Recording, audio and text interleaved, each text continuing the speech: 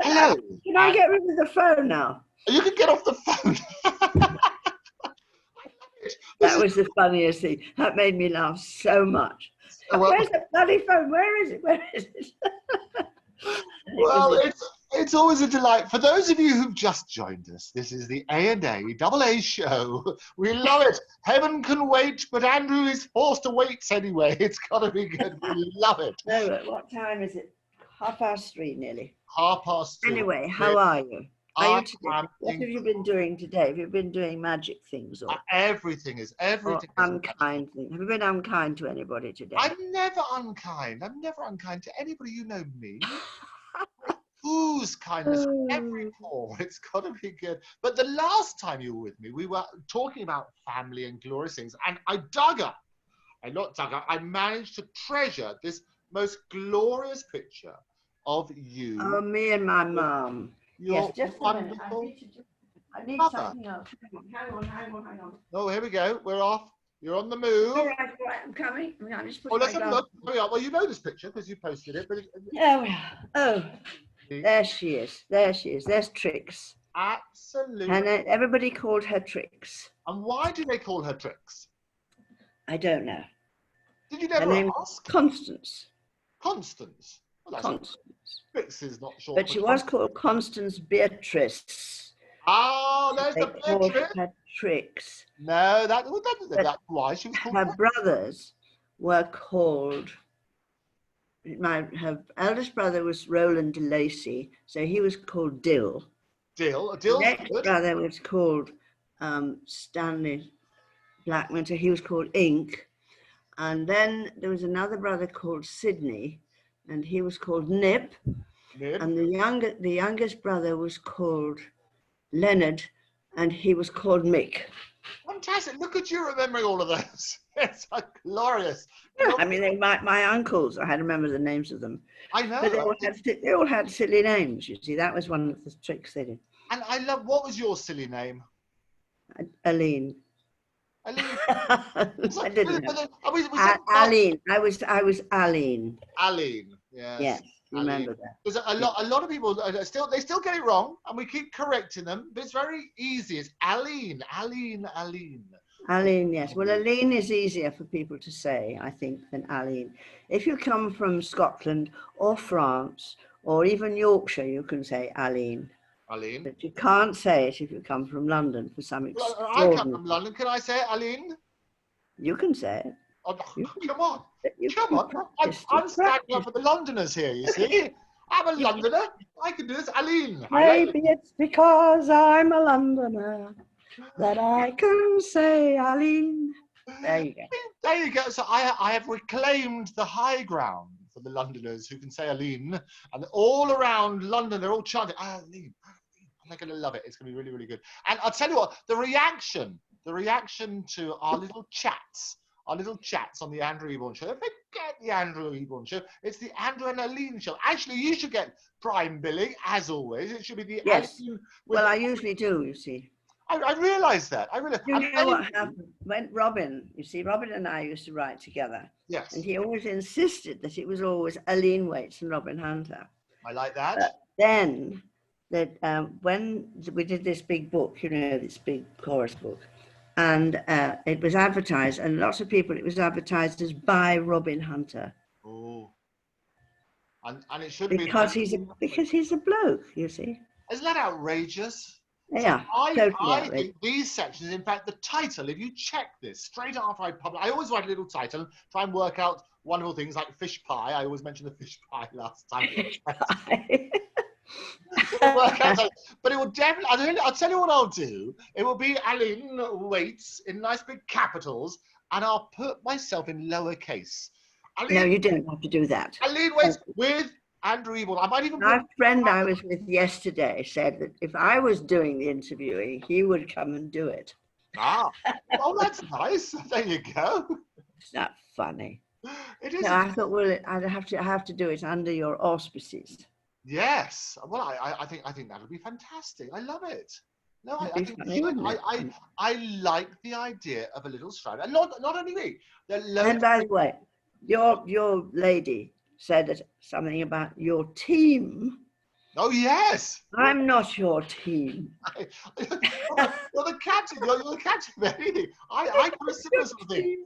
Yes. Anyway, what are we here to talk about? 'Cause Well, I've I forgotten. think we left off last time talking about your wonderful mother, and we No, started. we left off talking about Harold King, Oh, because yes. we were talking about people who died.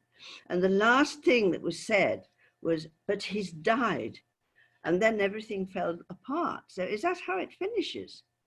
What the last episode we actually started because I picked up that photo and said I was helping the continuity people who comb this show with a fine tooth comb, and I was saying to everybody, look, this is the shot. You see that? All right. There's my mother. Yes. There's your mother, and then this sort of thing. And we started talking about your wonderful play and the book and so on and so forth. And you were telling us the story behind all of that, and I managed to dig out an old interview that you did. I know what I was talking about. I remember now. There you go. I was talking about what Mummy did in the Great War. That's right. And she was an air raid warden. She was an air raid warden. Now, the interesting thing about that is that she was such a, I don't know quite how to describe it. She was very beautiful. I mean, this was, that was her main thing. And funny. And she was terribly dressed up, everything matched, and she had, if she had a purple everything was leather, had kid handbag with, she'd have shoes to match and so on, or all that sort of thing. And my father played a lot of golf, but they said, she said, well, shouldn't I come? And they said, no, you're much too good looking. That's what they did. Oh. So anyway, so she was that person, and she liked eating milk chocolates, and she, and yes, everything was sort of gentle and sort of a bit like, actually rather like Jessie, who was my other mother. Yeah, Jessie Matthews. And we used to do impersonations of her all the time. And my mother couldn't really sing, but she could always sing when we were doing Jessie Matthews. Everything's in rhythm with my heart. She used to do that. And we used to do the dances, all that dancing. And we used to do that and laugh a lot. And she thought that Jessie was awfully strange because she had this funny voice. She had learnt this posh accent. She was a Cockney lady, really, wasn't she? She was from Camden Town, yeah. And she used to do her dancing in, is it Dean Street? I think the plaque is in Dean Street, because we went to put the plaque up, the place where she learned to dance with Buddy Bradley, who was the one who did all the films, the big films, and I get them mixed up. They were, all the chorus girls doing. Yes. Who was that? Well, she was always called the dancing divinity, wasn't she? Oh, no, it's just her dancing teacher, because I knew him. And I think it was called Buddy Bradley, but I mixed him up with the guy who did all those films. But it's not, anyway. That's where, and it was above a pub in Warren Street, Dean Street. Well, and we all went there to put the plaque up there. Yeah, so when I do my walks around London, there's a few people on Dean Street, because we've got the Groucho Club, and we've got, not too far away, we've got Delane and Delane, and the wonderful studio for them, Dean and Delane, and we've got them. We've also got Peter Cook. He's got a... Yes, I know you have Peter Cook, yes. And you've got the establishment, haven't you?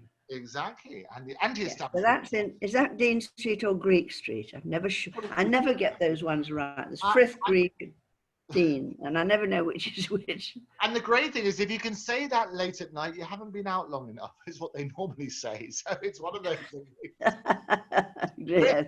Greek. But you're right, and people get so muddled. But the whole of the throbbing heart of Soho, every single inch of that tells a story, doesn't it? Yes, absolutely wonderful, amazing, yeah.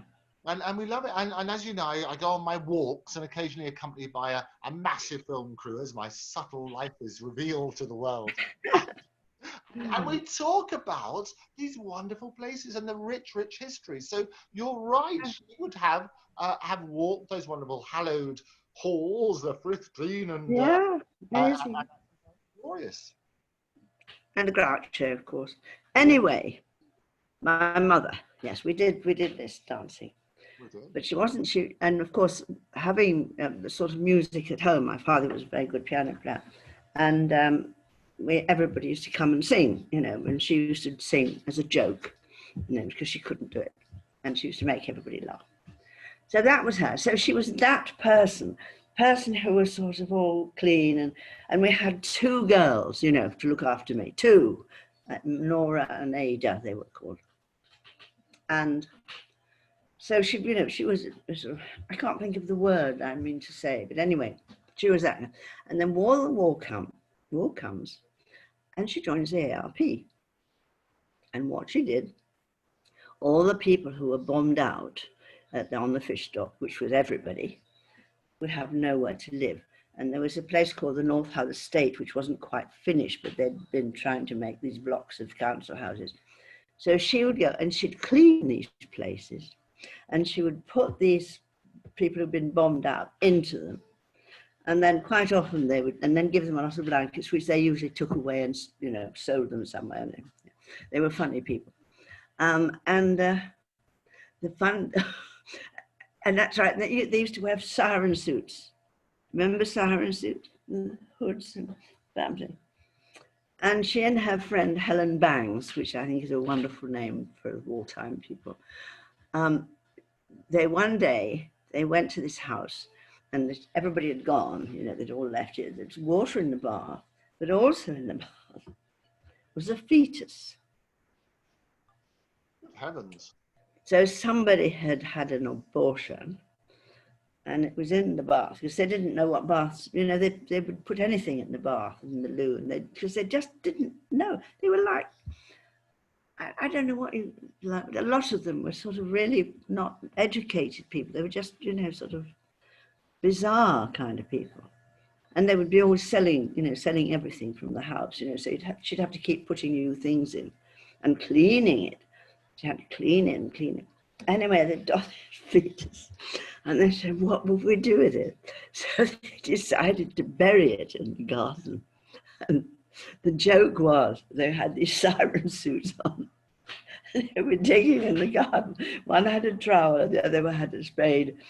And they said, we look like garden gnomes because they got these funny little suits on. And there they were. But what a terrible thing to have to do. But that was the sort of thing that they had to do in the war, And she was so much not the kind of person who would do it, So that was surprising. I'm trying to imagine. I mean, absolutely. And as you say, behind that is a really, really tragic story. And yeah. Yet when we go through, I mean, we've been through, we're maybe coming out the other side, but when you go through these terrible moments, there are those moments of tragedy. And within that, we touched on this in previous episodes about being able to grieve during these sort of times. And that, as you say, that baby would have been somebody's child, obviously, and sadness that would have happened. How did your mother cope with that sort of situation? Well, I mean, she used to laugh all the time. I mean, I did a poem which I haven't found it somewhere. I mean, I have got it somewhere, but my paper's in such a mess because, they've all been moved around. And my MD died. He was one of the people who died. And his son brought me this great big box of all the stuff. So I'm not nowhere way through it yet. Anyway, but when this was before, I mean, when the very beginning of the bombs, because that Hull was completely destroyed, and I found out it was until long time later that I realised that, because everybody used to talk about Coventry had been, this, but Hull was the one. But because it was so important, they couldn't put it in the paper. They couldn't admit that anything had happened because it was so near to everything, So. We weren't actually in Hull, but we did hear it, and we were there for it all happening, and we all got under the billiard table. We were all, there was me my father, my mother, my grandmother, and Helen Bangs. And this air raid came, so we all got under the billiard table. And my mother said, well, my head's all right, my bum's sticking out. What's going to happen? So we just laughed and laughed. We just laughed all the time. And to me, it was I wasn't afraid as a child. And now I'm terrified. You know, if I hear planes coming near, I get very scared, you know. And if the sound stops, I think it's going to be, you know, do you remember those? Well, of course you won't remember.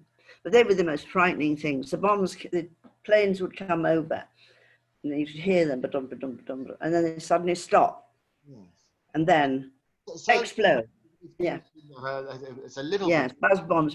They were terribly frightening. And also loud bangs. I can't stand that, and I don't like thunder, you know. It's extraordinary. But then, you know, it was just a laugh. The whole thing was not at all frightening. And it is a coping mechanism, isn't it? Yeah, yes, it is. With, laughing is always the thing. And then my father joined up because he was so cross. Oh yes, he tried to go to his office because he had an office by the river, you see, in Humber, and he couldn't get there because the whole of the place was on fire. You know, the whole town was on fire, and he came back and was, you know, very upset. And so he went and joined up. And also he arranged for some bricklayers to come and build a little brick house in the garden so that we could go. And the thing that was fascinating about that was that there was a window, and the window was 4 slabs of stone, so you could get out, you know, push it out. It was amazing. And you had heat in there, and you had beds, you know, things, everything. So it was really nice little place. I expect it's still there. I don't know. Are you tempted to go and visit? No, not anymore, because you know that my mother had this terrible happening, and she was put into a mental hospital. Did I tell you that? You didn't. Can't remember. Well, anyway, what happened was she was a bit of a hypochondriac. And then my father came back from Egypt. He'd been in Egypt, and he'd only been back a couple of years, and he had a stroke. So he was in a wheelchair. You're looking at something. What are you looking at? No, I'm not. You're looking over there. You're looking over there.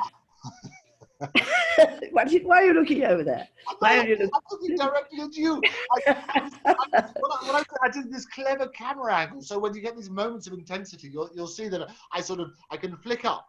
And it's like a close-up of me, because that's over me like that. And then I can flick, and we get a little camera view of both of us together. So it's me playing television director, whilst also chatting to you effortlessly. I know, I'm trying to tell you a story. I know, that's why I'm trying to go to the close-up. Anyway, so how far had I got to? My father was behind the scenes is you're watching me, which people don't see because I'm being the editor. Your view is always of me. My view is of you, and I can see me as well. That's why I say, "Oh, I look so pale." Oh.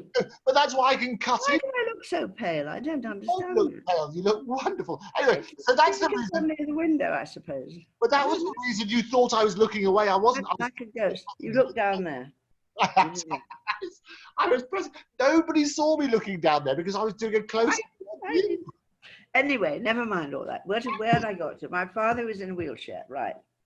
Oh yeah, and then she was a bit of a hypochondriac, and she came and lived with me for a bit in London. She's still here actually, because I wake up in the morning and expect her to be. Anyway, she stayed in through it because of course she liked the child, you know, Fred and Joe, but she had, her eyes were, you know, a bit, she had glaucoma in the eyes, and she had chest problems, and she had all these different things, and she went to different doctors for each one.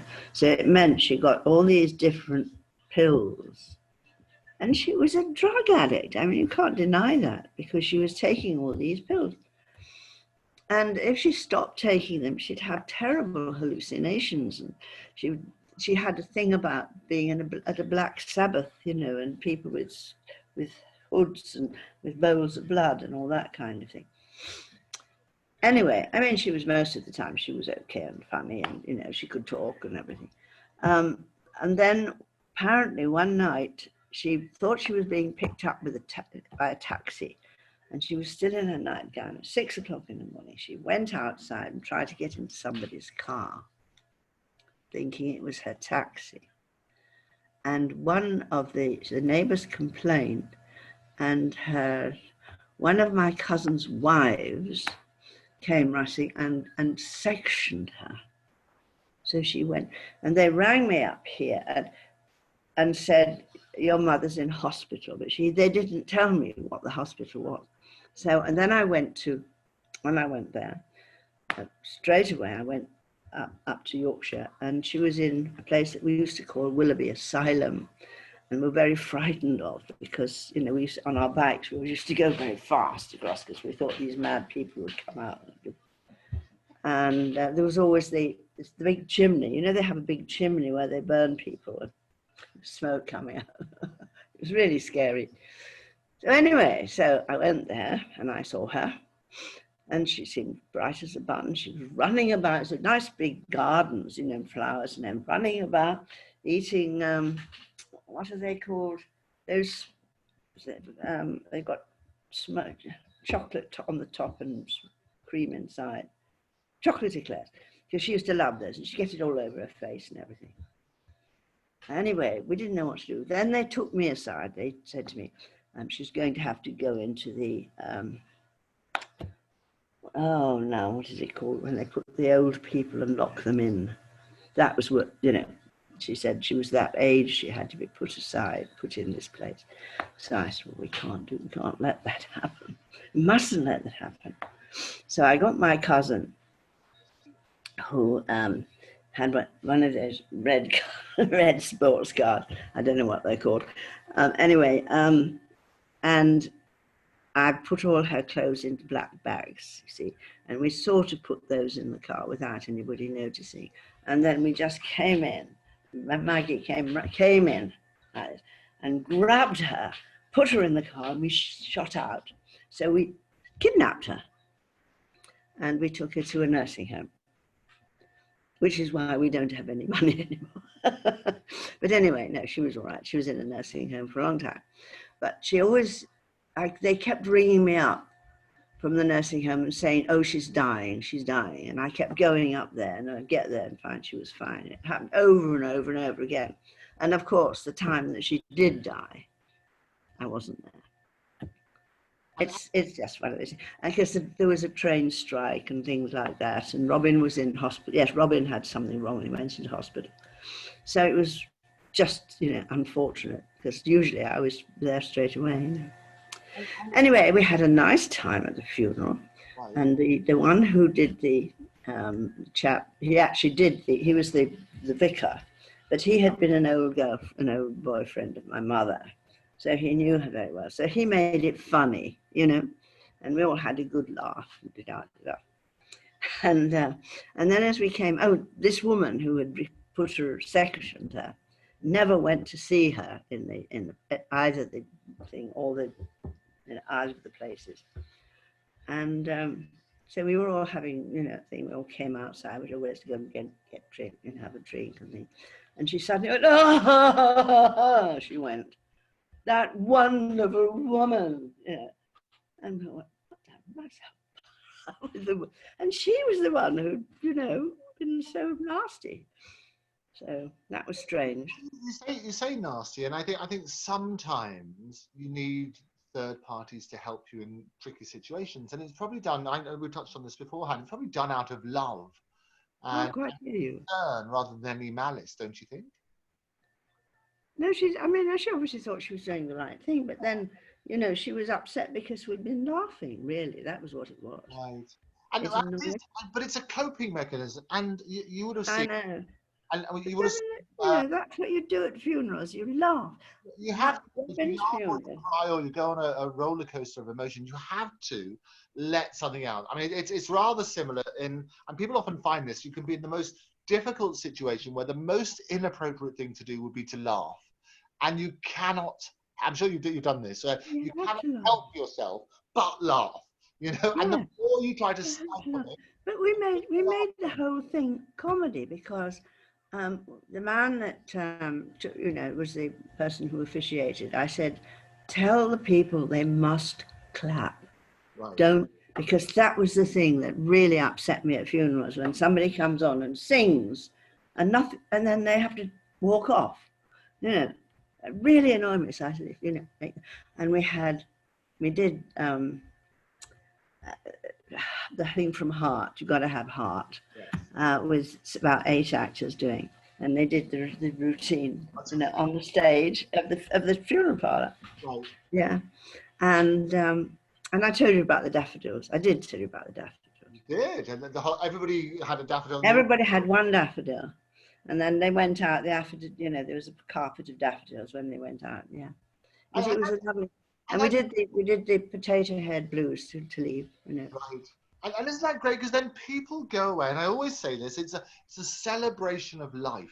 And Of course it is. So Of course often it is. we say that it's a Yeah. person who's no longer with us, whoever they may be, whether Yeah.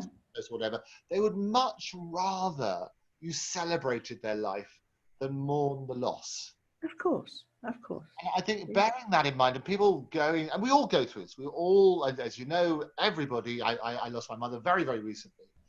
And we all go through that emotional journey. And we always sort of work and say, well, could we have done more, whatever. The fortunate situation is we had lots of time in my own personal situation. As you said, you used to rush up to the nursing home. Yeah. And the one occasion that you don't, that's always the way. But that's going to happen. Yeah. That's the reality. Yeah, that is reality. Yeah. And I think you've had, the good thing is that you have many chances, as I say, to say goodbye. Because the more that you have time together, the better it is. It's never always enough, but at least you have those sort of moments where you can say that you love someone. You can talk about shared special memories. Yeah. Well, I mean, if you were in America, you would say it to everybody all the time. Yes, well, what is in a little bit? Just in case I don't see you again, can I say how much I love you? Yeah, they do it all the time. I love you. They, if you have a telephone call, they always finish up by saying, "I love you." It's always. And, I mean, I'd say something. Well, lots of love, or have fun, or something like that. But I love you. Okay. I mean, you sign off your phone conversations differently. I mean, we've signed off a few phone conversations in our time. How would you normally, to your colleagues as opposed to friends, how would you normally sign off your phone calls? Well, I don't know, because I was on the phone just now when you rang my thing, and we just said bye. Oh, right, okay, that's good. I'll see you soon. Yes, that was all. And she has been. She's a wonderful woman. She's called Janet. Yeah. And she has. She's got a rheumatic. What is it? Something rheumatism. Arthritis. Right. Yes, and she. Yes, but I mean, I have arthritis, but it's not like that. No, but things don't work. The feet. Yes, I know. And you've got carpal tunnel. You were talking about the other day. All these sort of things. Just a few things don't work, yeah. But she's wonderful, and she has. She's very good, lucky, because she's got a disability thing on her car. Oh, there you go. There's an advantage. She can park anywhere. Yes, I know. I always say that. Great thing to be disabled, because you've got a ticker, you can park anywhere. But she's one, because she's one of the birthday people. We have a lot of people whose birthday is in Leo, and she's one of them. And Shani, the little girl who came and did my dress rail, she's that. And Audrey, of course, you know Audrey, she's Leo. So we were all Leos, and so was Francis. But Francis is not with us anymore. But we can't get together now because we don't know where to go.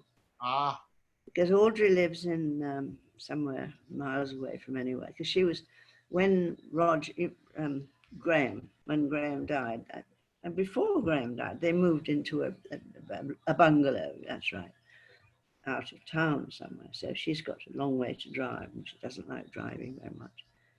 And she's hurt her leg as well. And it is tricky. I mean, the older you get, the more things come and trouble you. But I think there's too many things. I know, that's what's so extraordinary. And we No, touched on this last time about apart from the physical ailments that everybody sort of battles through, that there is also that you lose a lot of friends, don't you? It's that sort of period where it's very. yes, well, they all go. But there are things I can think, oh, that's just one more thing that's a nuisance, you know, one more problem about it. Yeah. And, you know, the other night, when was it? I think it was Friday night. I woke up in the middle of the night with a pain down my left side. And it was terribly painful. And so I rang 111 and they asked me lots of stupid questions, you know, as they always do, because they have to ask a certain amount of questions, always. You know, in case of COVID, sort of thing, I think that's part of it. Yeah. How much blood is there? No, no blood. Can you put your arms above? Yes, I can. Can you keep them there? Yes, yes, I can keep them. And they ask you all those sort of, and is your face dropping on one side? Well, hang on, I'll go and have a look. Yes. And then, I know, but they're all standard questions, you know, that they have to go through. The standard thing for They're very, very nice and funny, and they laugh when you say, just a minute, I've got to go and have a look and think that, and they think that's funny. And then I took a paracetamol. I never take anything, see. I took a paracetamol and went straight to sleep. So, and then the doctor woke me up when the doctor came. He went, because the doctor then rings you after that, after you've done all that. And I said, I thought I was having a stroke. And he said, that's not how a stroke happens. So it was just, I'd lifted of the box that I told you about with all the music in. Yes. My daughter, who is Japanese, my stepdaughter, not stepdaughter, daughter-in-law. She does feng shui every time you come into a room. Everything has been moved around, you see. And she'd only been here a short time, and she does the balcony and everything. And she'd taken this great big heavy box and put it in front of a drawer, right? Thinking that, oh, she doesn't use this one. But of course, the next thing I wanted was this. So and that is what I'd done. Anyway, it was better the next day. I mean, but that's good. No, but good for you for phoning 111. Well, I think so. It's terribly important. I did leave it for about an hour, and it just didn't get any better. It got worse. I was all right if I was moving about, but as soon as I sat down for a minute and then tried to stand up, it was, it was horrible. But did they determine what it actually was? Hmm? I said, I know what this is. It's a muscular thing, and he said, yes, that's what it is. Right. So I told him what it was. Oh, so you told him? So okay. Well, I know, but I mean, you know, things like that do happen, and I know about, you know, muscular pains and that. And usually, if you play with it a bit, then it will go away. Or but it is always if you have a pain, what you do is you make it worse. So if you've got a pain in the neck, you go like that, because it really, really hurts them. And it hurts and hurts and hurts, and then suddenly it doesn't hurt at all. Okay. Medical advice as well. There's no end to your talent. There's no end to my talents, no end at all. But the good advice is if you do... That is to keep moving. Keep moving. But also, if you're worried, 111 is the thing to do. Absolutely. You must do it. And they're happy to hear from you. I mean, it may take a long time to answer it, but they are glad you've done it, you know. And you say, I'm sorry, I think I'm being silly, but, and they say, oh no, glad you rang, you know. Well, but I'm glad that you rang. I'm delighted. We'll get you back again soon, because I want to go through all the books and the plays, and we've got to do some haunted theatre as well. It's all... Yes. Well, there's so much stuff. You know. I love it. And people I'm looking at photographs all the time. Oh, I want some more of those. And as I say, that was a glorious thing, because you're posting lots on Facebook. Well, I'm putting them there, yes, because I just thought, well, why not? You know, and it's something to do. And Waiting in the Wings was magic. Only 4 of those had died, but there was a cast of 18. Right. Okay. There were men. There were some people who, you know, I didn't know who might have died, but I mean, the people who were my friends, only 4 of them gone. Right. and from the round table as well. Quite a lot of people have gone to. And it's great. We'll trigger those memories. We'll do all of those. Each and every one of your posts is the sum. All right, we'll do that. What should we do next then after this one? We'll find something. I think I'll let you pick because I love this. I love the surprise. Well, I mean, what I like to do is just sort of let things happen, really. I love it. I think it's more fun, really. Yeah, it's totally more fun. Well, I will post this now with the biggest billing for you, and I'll be in parentheses next to it. No, darling, don't do that. No, but what I need is that I can't find the one that we did, the last one, and we did on Friday, that we didn't finish, that we finished up by saying Harold King is dead. That was the last word, and then suddenly everything went wrong. The king is dead, long live the king. You have to finish on a cliffhanger. It's got to be good. Find out in the next episode. Anyway, never mind all that. But I mean, yes, we've got to finish that. But I can't get to it, you see. Did you put it on again? I will dig it out. Did you put it on again? I will send it to you right now, and then we'll... All right, and I'll see. And if it doesn't finish on Harold is dead, then maybe it's all right. Okay. Because you might have cut it down a bit. I never cut it down. I never edit. The great thing is about these little chats is that they are done as live, because I think you get the real sense of things then. We're not just looking at sound bites, you get the sense of the whole thing. And I'll tell you what, I mean, you would have seen, we spoke about this offline as well. You would have seen that this week has been an extraordinary week on the mental health side, apart from the usual celebrities and glorious people. Oh, the mental health thing, yes. And two people who I knew on social media, both of whom had posted in just a matter of days suicide notes online on Facebook. And it's like a cry for help is how he did it. And we had there's a chap in Australia and a chap who's based in the UK. And both of them had posted suicide notes online. And we talked about that. And basically, when they realized that actually the love and attention and what it would mean to the people they left. Yeah, absolutely. That helped them talk about it. And they were very brave to come on the show and talk about their experiences and what drove them to it, but also, most importantly, the coping mechanisms. Because if that saves one life, then it's been worthwhile. And you saw the one who, the chap who I love, got a great sense of humor, talking about humor in dark times. Great sense of humor. The chap who invented the chocolate Brussels sprouts. He used to cover Brussels sprouts. Yes, that's right. I wanted to know about that because nobody likes Brussels sprouts. And I mean, you know, I saved my life by having chocolate. And anybody who says that they're depressed, I say, take chocolate, because I mean, it releases all the good things. Yeah. So that's the first one, is chocolate, as long as it's black chocolate, not milk chocolate. Yeah, the chocolate thing is very good, but I'd like to know about it. Did you do I didn't see the end of it, you see, because I think you rang up halfway through. Another cliffhanger, you have to go back and watch that one as well. And he's a chocolatier. I've had a few chocolatiers on the show. A chocolatier, yes. But, no, but I think what happens often is I see the second printing of it, not the second. What am I talking about? But you know, the second half first. That's it. It's like I was doing that, and you rang up while I was watching that. Oh, so you were watching me. I said chocolate. Yeah. Oh, that's not the fun. You're like a regular viewer, but also the biggest contributor of all. I love it. It's got to be. Anyway, chocolate Brussels. I need to know that. Go and check it out. I won't spoil it for the other people watching, but whereabouts is it on the thing?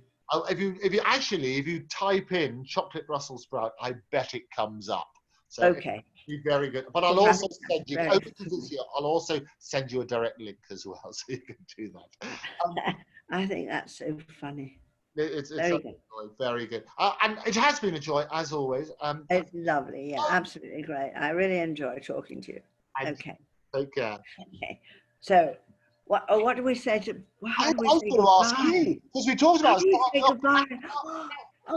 It's a song, isn't it? How can I say goodbye? You should finish it. What song would you finish with? What? What song would you finish with? Oh, time to say goodbye. Andrea Bocelli, I went to see him. I'll tell you quickly. I went to see him in Oregon, and God, he's fantastic. He's so beautiful, and everybody absolutely worships him. And Sarah Brightman, and they did Time to Say Goodbye, and it was magic. It was a birthday present last year to go and see him, and it was wonderful. Absolute joy. 16,000 people were there. Good heavens. It's a very, very big hall. But of course, you get the big screens all the way around, so you know what's going on. And there's something rather magical getting so many people in a room together. And this is the bit I miss, because I it know. enhances that experience, doesn't it? 16,000. Yeah, can't do that at the moment. Where you get that mass crowd, that mass anticipation, where you're all together. It's wonderful. It's wonderful. And they're all crying and laughing and, you know, everything. And they had a jazz singer on as well, and an enormous orchestra. Everything was just fantastic, wonderful. So Time to Say Goodbye. I put that on my list as my coffin gets pushed through the... Oh, okay. And we're Time to Say Goodbye. And we have to clap at the end, is what you said. So we have to clap and celebrate. And I think that's, as you say... not at the end. You have to clap at all the people doing the bits. Okay. You know, somebody comes on, Barry Cry, Barry might not be here, but Barry Cry is very good. He comes on and chats, you know, about the person, because he knows people very well, and you know, everybody claps Barry. Oh, no, but they don't usually, but they do when I'm in charge. They clap Barry. And then Johnny Dennis came on and did another lot of stuff about Robin. And then Robin's daughter came and sang with the guitar. And it was a very jolly thing in the thing. And then, of course, we did that. Then we had a big party in the pub on the end of the road, which is no longer there. And then on his 71st birthday, we did a show at the Charing Cross Theatre. And we charged £25. And this was, you know, a long time ago, 2004. And we sold every single ticket. And this was for the Actors Benevolent Fund. And so many people were there. Everybody was there. And it was a lovely show. I wasn't in it, of course. I don't do things. I just came on at the end, you know, and got all the applause. Yes, thank you very much for coming. It's all me. Yes, but that was, no, it was lovely. Everybody was wonderful. And then Carol Ball and Harry Dickman's wife, who is a wonderful dancer, and Teddy Green, who is also a wonderful dancer. And they did that, everybody was rehearsing, and they did it on the phone with Barry Booth, who played the piano, and the pianist and those two practiced on the phone, and they came and they just did it. It was brilliant. They did. It was a number from a show that Robin had been in with Carol. Yeah. Amazing. Poor old Teddy has had it. I mustn't say that. No, I won't say it now. Anyway, but Carol Ball's husband was the last one that died. Harry Dinkman, he was the one that died last week. Yeah. So there we go. So anyway, time to say goodbye. Time to say goodbye. Yeah. Fantastic. Okay. We clap appropriately. And clap. Soundtrack will be wonderful. I'll see you next time. Nice to see you. Always a joy. Be good. Always a joy to see you. Yes, very nice. Okay. Bye. So the wonderful ALINE, thank you so much for being my guest. Although technically, I suppose I was hers. Anyway, if you'd like to be part of the show, write to me at guests@octopustv.com. That guests@octopustv.com. You can follow, you can share. Don't forget to subscribe in all the usual places. But for now, thank you very much for joining me. Look forward to seeing you next time. Take care. Bye-bye.